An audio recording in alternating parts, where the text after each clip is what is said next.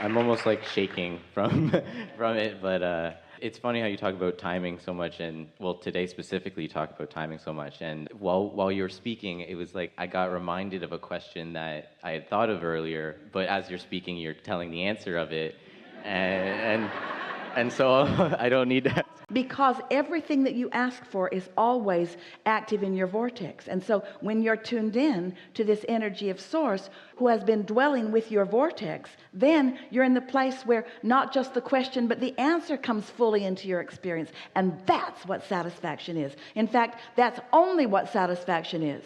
Someone could walk up to you and hand you something that you've been wanting, but the satisfaction of it isn't as great.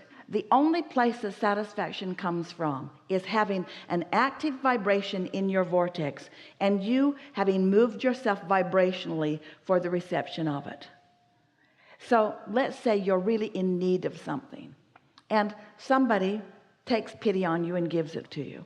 And in the process, they don't mean to, but what they're actually conveying is, I see you cannot do this for yourself, so I'll do it for you.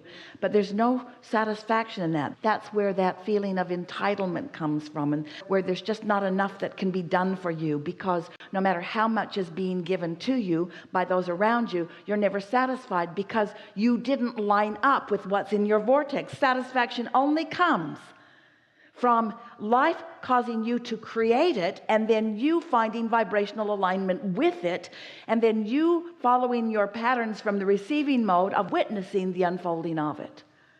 That's why there are so many people who have so many things that are not really satisfied because they're not deliberate about their creation. You, however, can never go back.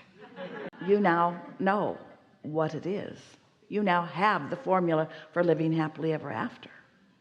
And it's a good thing that you've got it too. Because in every moment of your life experience, you're going to be asking for something more that hasn't manifested yet. And if you haven't taught yourself how to be satisfied without the full manifestation of it, because you're satisfied with the evolving manifestation of it, then you're always going to be miserable, because there's always going to be something else missing, something else missing. It's sort of like all of these things in the queue at different stages of readiness, and you at different stages of receptiveness. And the whole point, oh, hear it, the whole point, we want you to get this. We want you to once and for all feel the absolute value of your physicality and of the physical manifestationalness of this experience. You didn't come to meditate and just be happy in the absence of things that you want. But you do have to meditate and be happy in the absence of things that you want in order for them to manifest. But you didn't come to meditate and be happy in the absence of things that you want. You came to experience the full-blown manifestation, because this is the leading edge, and it's what we all came for. It's why we are all forward with you here. Can you follow that? But if you get your cart before your horse, if you care so much about a manifestation that you're not vibrationally ready for, then you are in frustration all the time, not letting yourself get into the receptive mode for the next step and the next step and the next step, each one of which can be so satisfying. And others, once you catch the spirit of this and once you start deliberately applying it, others who are physical and around you will watch you in your bliss, and they will wonder what's wrong with you, because what they know you want hasn't come about yet, but you're joyful anyway. And they're only used to seeing people joyful once they get the winning lottery ticket, or once harmony.com has brought them their true love. They're not used to seeing someone satisfied without the manifestations that they would want if they were you, or that they've heard you speak about. But they will begin to notice that there's a steady unfolding in your experience.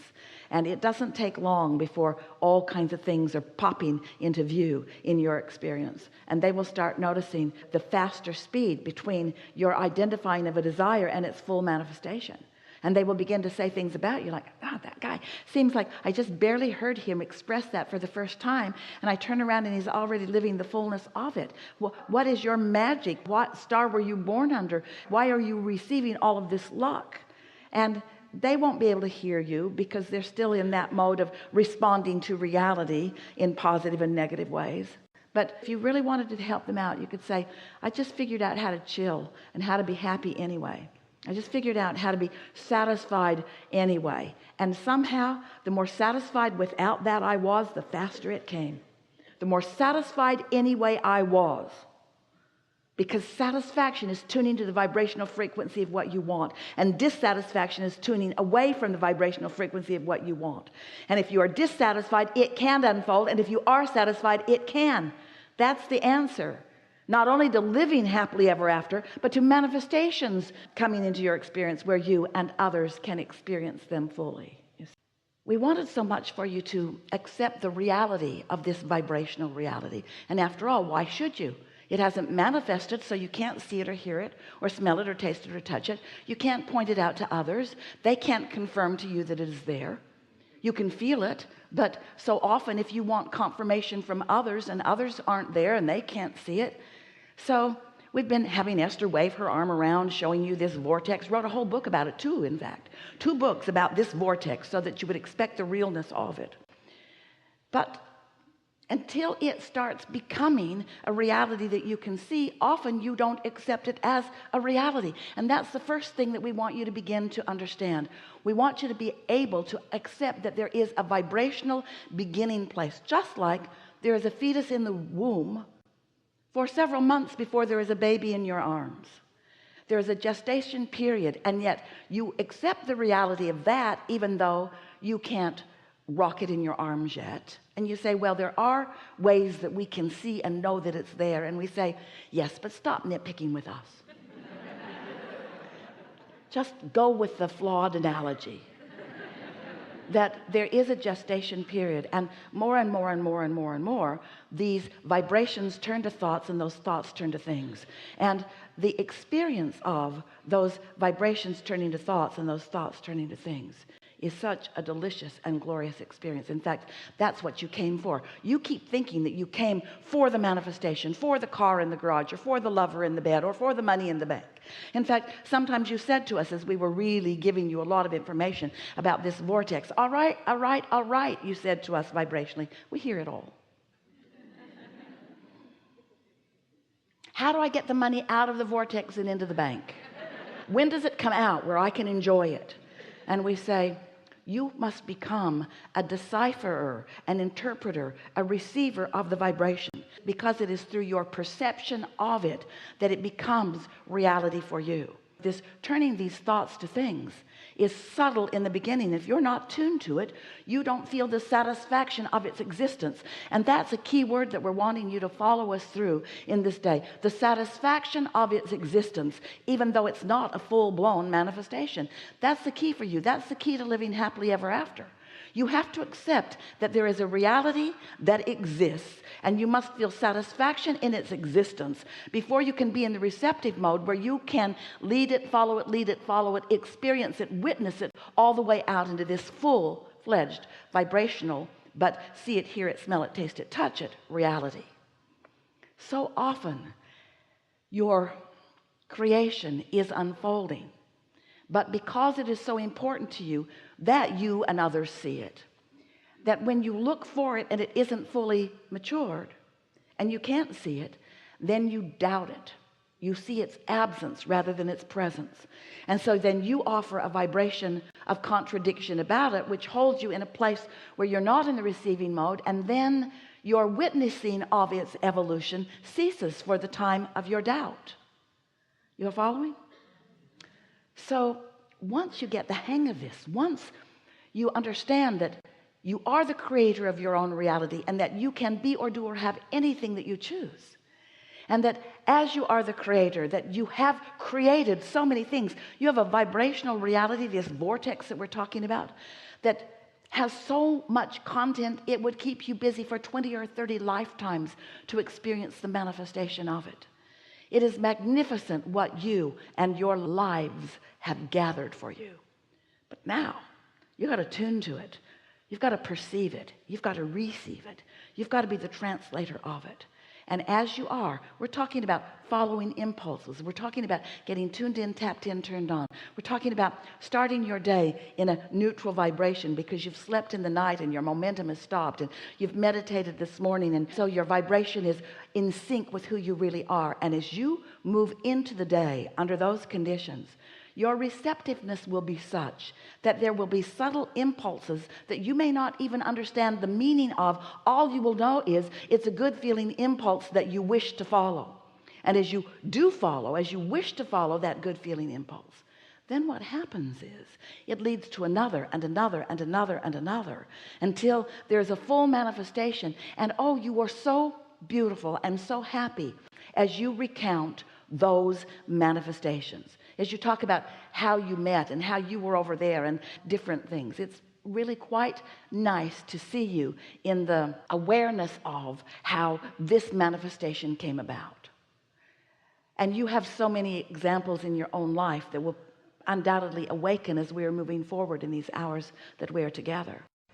A woman said to us recently, sitting in the hot seat, that she'd been wanting to come to one of these gatherings, and there was one coming to a city not so far from her, although it seemed a bit out of reach to her, and she didn't have the money to come or travel. And she was talking with a friend, a good friend. They talk about law of attraction all the time, she said. And so she was talking to her friend, and the workshop was getting closer and closer, and she was remaining good feeling about it. You might say hopeful, but hopeful has a mix of resistance in it. So she was more than hopeful. She was really expecting that somehow it was going to happen, even though people in her family thought she was crazy because she couldn't afford it, and yet she remained positive thinking about it. So one morning, just a few days before the gathering, she was walking with a friend in the woods, and they were talking about law of attraction and how powerful it is and how fun it is to know about it and how good feeling they are and what a beautiful day it was. And she looked over in the woods, in the leaves, and she saw something. The sunlight caught her eye, and she went over and came up with an earring, a big diamond earring. Can't possibly be real. It's way too big to be real, but it was. Had a value of $5,000. She came to the workshop, and of all the people sitting in the audience, she lighted up nice and bright. We found her over there. She came up, told the story to everyone, and most people think, oh, what a lucky thing that was.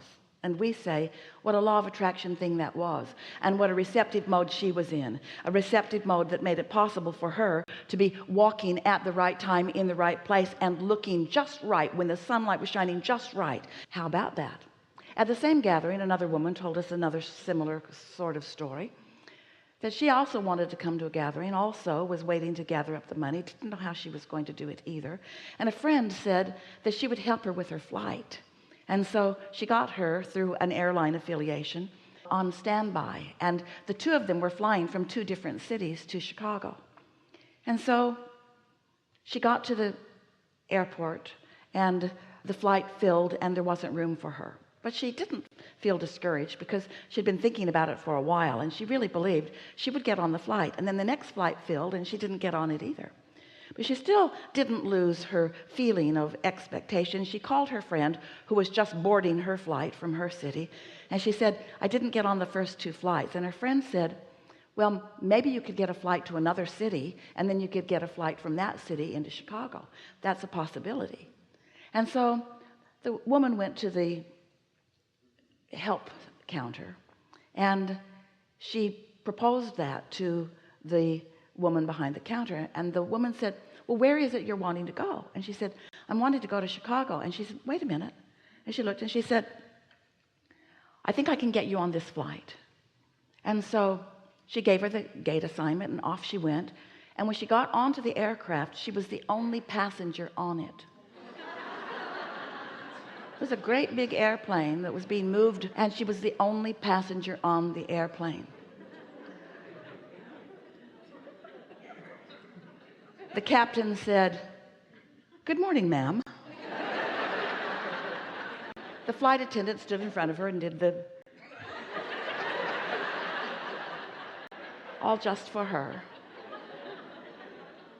When you are a cooperative component to your own desires, all providence moves too. all things that are a vibrational match to your desire are already lined up.